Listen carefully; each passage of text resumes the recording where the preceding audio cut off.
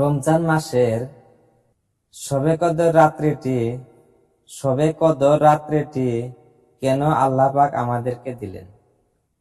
হযরত আনাস রাদিয়াল্লাহু আনহু বর্ণনা করেন, হুজুর সাল্লাল্লাহু আলাইহি সাল্লাম ইরশাদ করেন, আমাদেরকে শবে কদর নামে একটি বিরাট রাত্রি আমাদেরকে আল্লাহ পাক দান করছেন।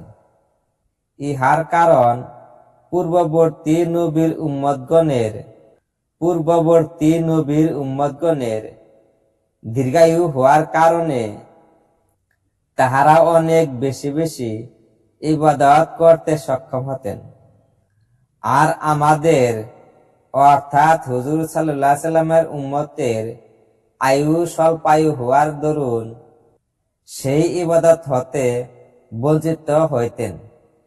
ইহাতে হুজুর সাল্লাল্লাহু আলাইহি সাল্লামের যাতে মন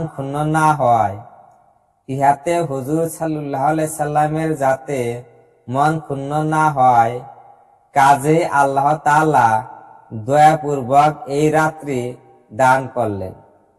অন্য একটি রিওয়ায়াতে আছে, হুজুর সাল্লাল্লাহু আলাইহি সাল্লাম বলছেন, একদিন বনি ইসরায়েলের জৈনিক ব্যক্তির সহস্র মাস জিহাদে কাটাবার কথা উল্লেখ করেন।